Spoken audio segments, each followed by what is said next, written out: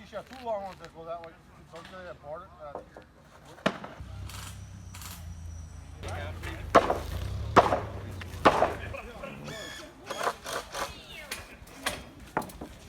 Just like we planned.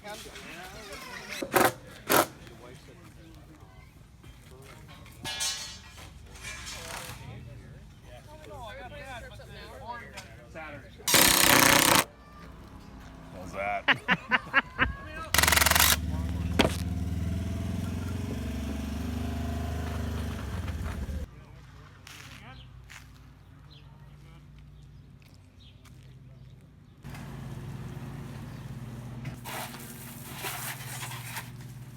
For many years, we started back in the 70s. It was actually the old core group, my brother Mike and Roger Menuza and I and a few other guys. We decided we needed a new fire truck. You know, we were going to pay for it to celebrate. We started celebrating, going big. It's gotten, the crowd has gotten a lot bigger. When we first started this, we said we were going to do it for a few years, and when our crowd starts dying down, we ain't making much money, we were going to quit. Well, that was back in the 70s, and we're still doing it. So we just got something right someplace.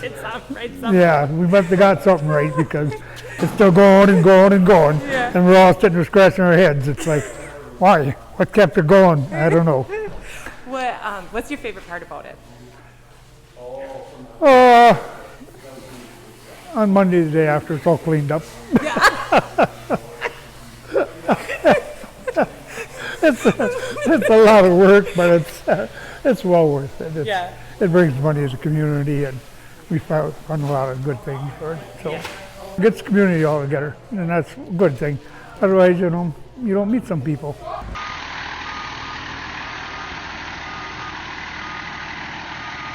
It's like a giant family reunion for everybody. You know, you see people from you haven't seen in years come here. Yeah. You know, it's pretty amazing. It's awesome. The help we get from our surrounding community, our townships that we support is just second to none. I mean, it's really, truly awesome.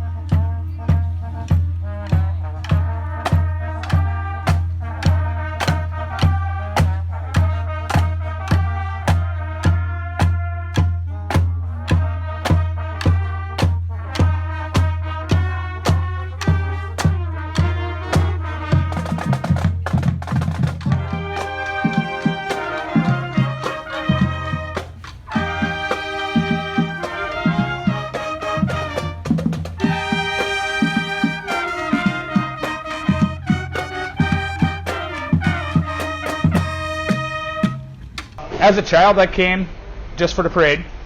Mom and Dad would bring us for the parade. Then I got older, started hanging out with my buddies, and then I was meeting my buddies coming in the evening to hang out and watch fireworks and putting our little town on the map. It's kind of cool. All the people that we just bring into town, that's fun. Yeah, that's fun.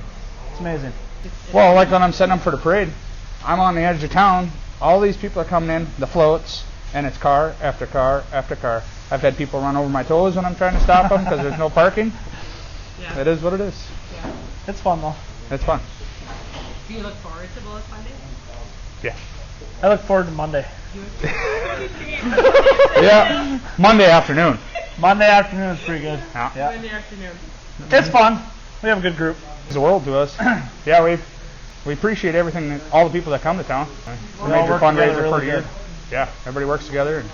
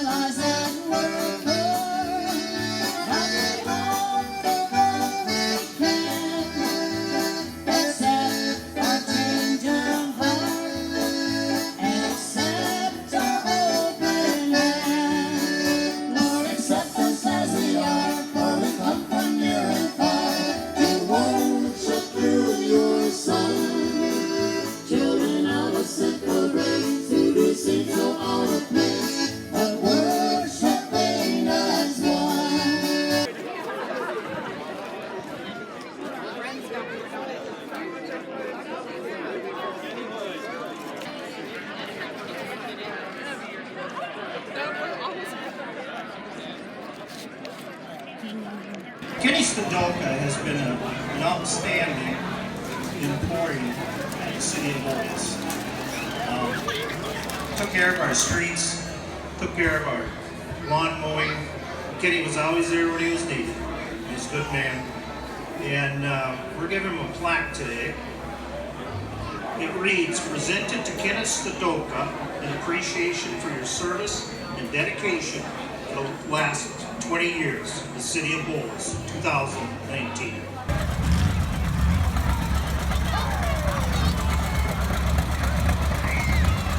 52 years ago, one of our firefighters joined the fire department, and he just retired this last December. The governor found out about it, so the governor sent up a plaque for Dwayne Subzelka. Let's put our hands together congratulating Dwayne for 52 years of a firefighter. Well, I joined a year after we moved here. Our neighbor Lawrence Lenners, and he talked to me and asked me if I would like to join. That they were looking for some young people to join because they had all older people in the fire department, which was pretty much all business people. Lasted a long time. Yeah, I used to always grab the hose. I was pretty close here, so I'd be the second, third guy up. They usually get in the truck and get out to the fire. I used to usually grab the hose right away and on the end of the hose, fighting the fire. Well, the equipment is so much better. Radios and air tanks, just overall your equipment is a lot better. Clothing, your boots and coat and everything is a lot better too, a lot lighter than what they were. They were heavy and stiff and hot. Usually dropped everything what I was doing, if I was eating or whatever. Yeah, I had to feeding, take over chores many feeding times, the pigs many or whatever. times. Carol had to take over. And Holly, I'm going, I'm fire. The first call he had, it was butchering chickens. And I had no idea where he went. I had 4 little kids. One I didn't have a car, because we only had 1 car at the time. Yeah. I didn't know where he was, anything. And he got home about 4:30 in the morning. Wow. We finished butchering the darn chickens. At 4:30 in the morning. But They used to have a button on the corner over by liquor store on a Highline pole or whatever, and there was a button to push to sound alarm for the fire. and they'd call Margaret Waletsky at the beer Yeah, jar. Margaret, I think, would come to the hall and say where it was. They would call her. The people had to call her. Yeah. And then she'd get the information and blow the siren, and then she'd let us know at the fire hall. When the bar closed, then there'd be people after the bar closed, at 1 o'clock. Yeah. 2 o'clock or so, they'd be blowing the siren. So like there wasn't a key or anything on it. No. You could just hit the button. But evidently it was, well, I suppose it wasn't so high that Margaret couldn't reach it. They would blow that, well, get us out of bed, and we had to go work in the morning. And just get so mad about it. Then they couldn't sleep, and Yeah. you jump out of bed and go up there. And false alarm, the pager, they can take off and come to the fire before. If they didn't hear the siren, well, they didn't come to the fire. Right. Roman Klisch was, I think he probably was mayor even then or something. He built the first fire truck, put the pump and the tank on it, and it was actually a pretty good fire truck. Yeah. It was served a purpose well. I blew the siren where the Legion is. There used to be a grocery store, I think Al Pollock had it at that time. And it just happened to be in Bowlus that night when that fire was, and I was outside there, and Clarence Fick came running out of the store and told me there was fire to hold that button. So I was blowing the siren that night. I don't remember that.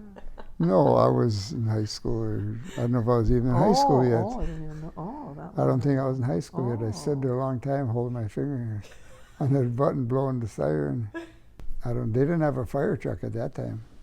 Well, I don't know, they had some deal with, I think they had 2 of them, 2-wheel deal where a couple of guys would grab it and pull it. Hitch on it, you could grab on Yeah. and pull that.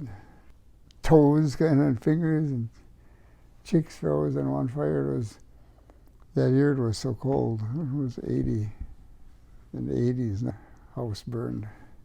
And it was December. We had such a cold December. It was highs were 15 below, 20 below for must have been a couple of weeks. 30 below at night and wind blowing, and their house burned. We went out there and we got it out and thought we did a good job getting it out. It was a chimney fire. It was burning in a wall. About 3, 4 in the morning, we got the call again. We got out there and the house was all in flames. But it was so windy you couldn't even. We had a spray against the wind, and the wind was blowing the water back. Yeah, they had the snowplow going in front so the truck could get through, plowed the road. Plumbing on the trucks, a lot of the valves and stuff they had to replace, and did a lot of damage. Couldn't even reach the flames hardly in the fire. But that was one of the worst ones. Everybody got so cold. It took me a long time to get over it. I was stiff and sore for a few months after that. The usually were up when I got home though. We were awake anyway. Well, yeah, I'd wake up when you came home and I'd say, where was it? How bad? You'd be watching TV or something a lot of times too. Sometimes, yeah. No, I always say a prayer for all of them.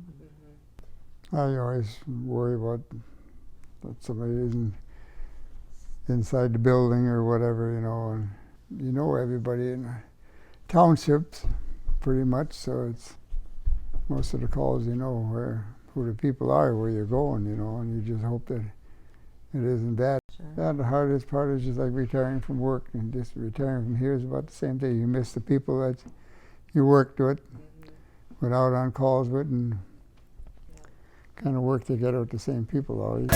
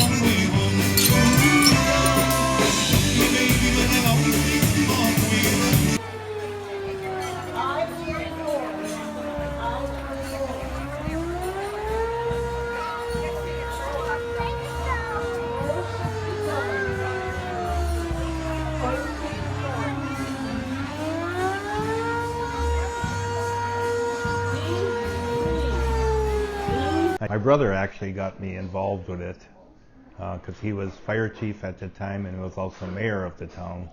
The problem is I worked for him, so when there was a fire, he went to the fire and I ended up staying at the shop keeping it open.